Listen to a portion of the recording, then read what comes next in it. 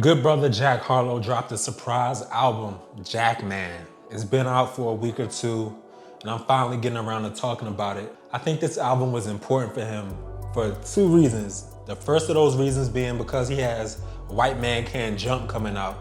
And as a rapper, especially a up and coming rapper, I feel like he's established himself, but he's definitely not cemented as that guy yet. He really can't really sully those waters between, is he trying to pivot into acting? Is he an actor? Is he a rapper? I feel like you really need to either be a rapper or actor, or you do that later in your career, like a LL Cool J. He was the biggest thing in the world, but then he got older and he pivoted into acting, and we tend to not, once a rapper goes into that acting world, we tend to not really take his music as serious.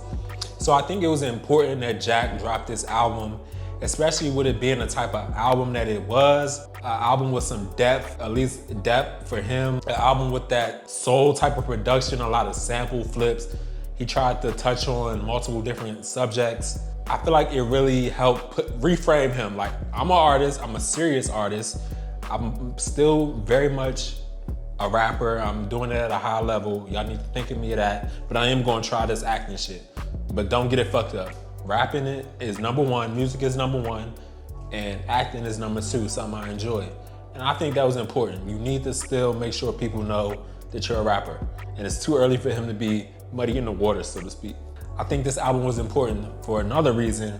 That reason being, he dropped kind of a dud with his last project. Let's see what the name of that joint was. Come Home, The Kids Miss You. Come Home, The Kids Miss You kind of got flamed on the internet because he wasn't talking about shit on this album. Like, and also he got absolutely washed by Drake on Churchill Downs. And he also, it was very prevalent to me especially. I wasn't really listening to much Jack Harlow up until this point, but he's definitely very heavily influenced by Drake. And it was so glaring on this project. I guess that's why it stood out to me even more on Churchill Downs, why he got washed, because he's just doing an impression of Drake, in my opinion, on that album. And then he got on a song with Drake, and it's like, oh yeah, Drake is here, he's here. But he could be there, but you doing a bad Drake impression, because when Drake got on the song, he smoked you. Coming off of Come Home, The Kids Miss You, it not being well received, from what I saw, I definitely wasn't blown away by it. I made a piece of content telling that story and talking about how it was my first time really listening to him, and I was disappointed. So that's why I feel like he did this project, Jackman, and really made sure to, use those soul samples, really try to touch on different shit. Like, let's just get into it. He started off the album talking about how, white kids and white people's POV in hip hop, kind of how they're a little bit voyeuristic, how they kind of want to impersonate black people but won't really interact with them.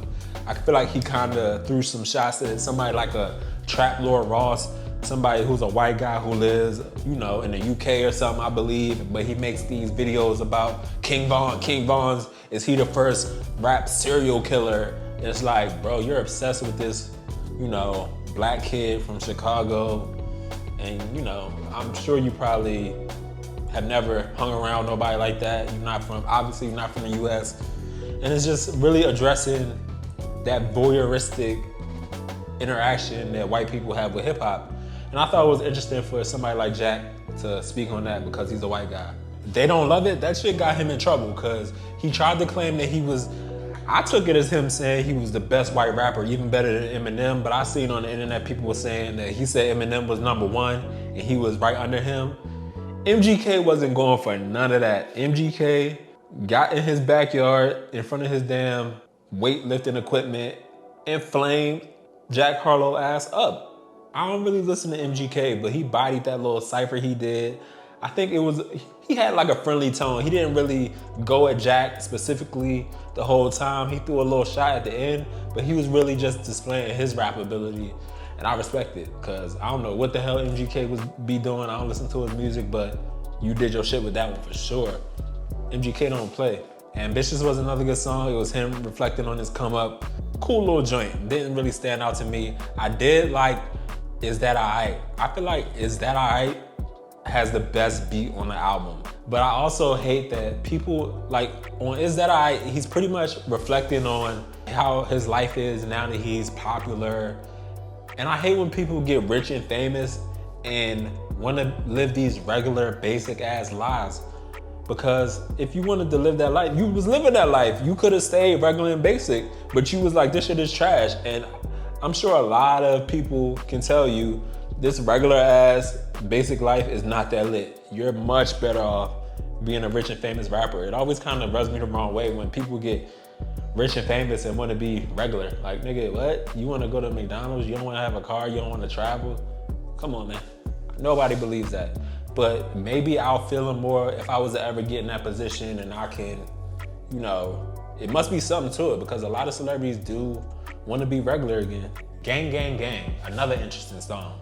I think it's very topical. When I listened to this song, I was like, the people on Twitter, they gonna feel this because you always see, there's a lot of people who get called out, especially dudes who get called out for doing weird shit.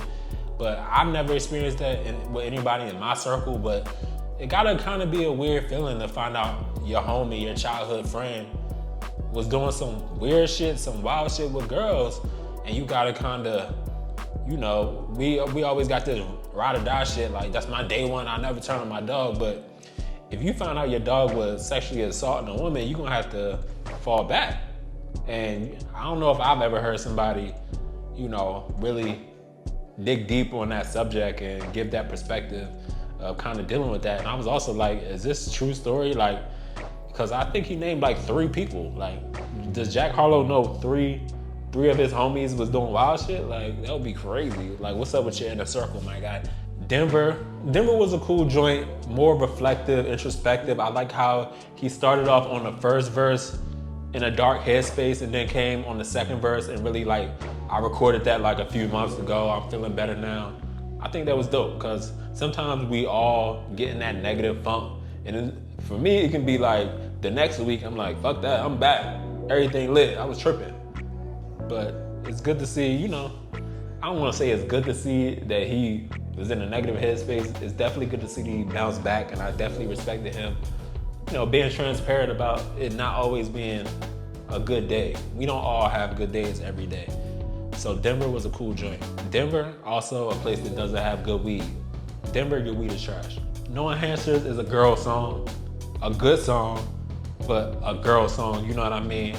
I think it was a good angle to come with No Enhancers, showing love to the natural girls. We in the BBL generation and it's like divisive as hell, but I think it was a smart angle to go show some love to the girls, the natural Johns. Great execution on that one, Jack. Jack, I wonder what would happen if you started the album off with It Can't Be. If you started the album off with pretty much, It Can't Be is pretty much saying, y'all keep trying to sound successful because I'm white. What's up with that? I feel like it wouldn't have been well received if he started the album off like that. It's kind of like whining. Like, y'all discredited me because I'm white. Like, I'm sorry, I don't feel like people really be feeling that like white. I don't know if it's white guilt. Like, niggas ain't gonna feel bad that niggas saying nobody's feeling bad for you because people say that you only popular because you're white, because it does play a big part. I think he's talented. I think he has charisma. I think he's focused.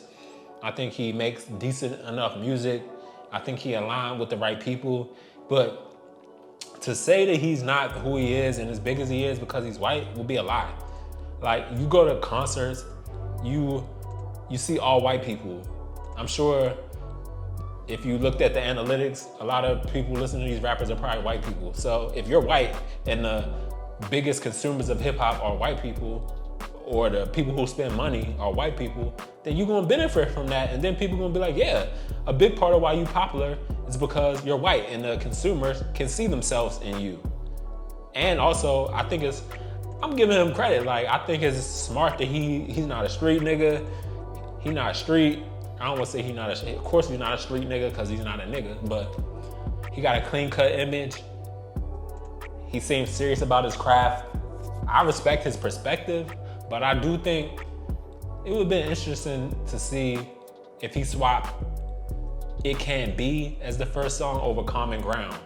Like, I feel like Common Ground being the first song on the album kinda, for me when I listened to it, I was like, okay, where you going with it? I like that you kinda, as a black person, I like that you kinda calling white people out. versus it can't be first, being like, I'm a white guy calling out black people pretty much for saying that I'm only popular because I'm white. For me, that would have kind of started off sour. I respect his perspective, but I wouldn't have felt it as much because I definitely feel common ground more than I feel this. Blame on Me, another good storytelling type song, talking about relationships with siblings. I'm an only child, so another thing that I can't relate to, but I'm sure a lot of people could relate to it. He talked about, I think, his older brother being mean to him and him being mean to his, younger brother, and then bringing it home at the end, talking about how his dad was hard on him. Everybody is the way they are for a reason. And I feel like that was another interesting story. Like, he's showing some depth. Questions ended the album off strong. I like that beat. More introspective, reflecting on life. I feel like this was a very solid album, long story short. I think he was smart in making it short and to the point. Like, I feel like I was never like, damn, that song was too short. All the song lengths felt just right. And, a perfect, I think, 10 songs on here? 10 songs, 24 minutes. I think Jack did what he was supposed to do on here. He put the focus back on his music. He kind of hushed the naysayers, people like me who were saying he lacks depth, he don't talk about nothing. He gave subject matter. Obviously, it ain't the same type of subject matter that somebody like King Von or Lil Durk could give, because they have different lives. But from his life, the things that he's been through, he was more introspective. He dug a little deeper with the stories. He did the soul samples, really going away from that pop. He was really going super pop, like mainstream. I want to be the biggest artist in the world. Would Come Home, The Kids Miss You, whatever the name of that album was. And I don't have a problem with that. I just think the album wasn't that great. But as a rapper, sometimes you need to refocus, and he did just that. Shout out to the producers. Shout out to everybody involved. Everybody delivered. I think this was a good redemption album for him.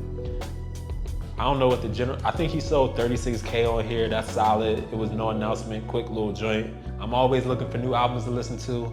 Feel free to give me a recommendation of any project, any genre, EP, long album, 1972, 2022. Let me know what I should be listening to and I'll check it out.